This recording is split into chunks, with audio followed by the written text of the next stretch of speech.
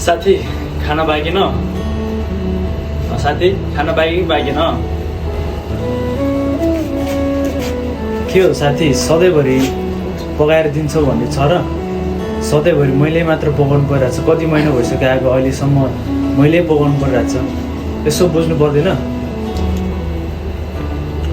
त्यस्तो होइन कि साथी मलाई बनाउनै आउँदैन त मैले के गर्नु साथी यो घर होइन र यो परदेश हो सधैँभरि पकाएर दिनलाई सक्दिनँ यो घर होइन यो परदेश हो साथी परदेश यहाँ खानको लागि आफूले सिक्नुपर्छ आफूले पकाउनुपर्छ जान्नुपर्छ अरूले दिन्छ भन्ने आशमा सधैँभरि बसेर हुँदैन नि हो त्यो त मलाई नि थाहा छ तर मलाई बनाउन आउँदैन मैले के गर्नु साथी त्यस्तो नभन न साथी साह्रै मन दुख्छ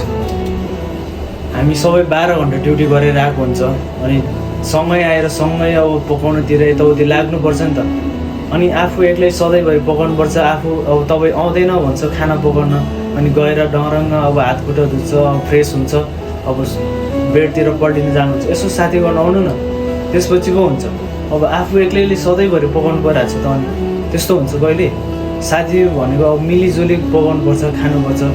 अब एक्लैले पकाउनु परिरहेको छ तपाईँ आउनुहुन्छ 12 घन्टा ड्युटी गरेर सँगै आउनुहुन्छ जान्छ बेडमा बस्नुहुन्छ सुत्नुहुन्छ यस्तो पनि हुन्छ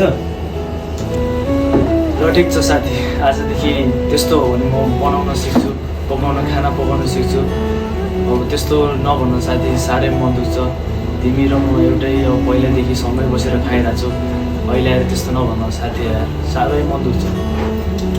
ल ठिक छ आजदेखि अब यताउति साथ दिने सँगै पकाउने खाने गऱ्यौँ भने ल ठिक छ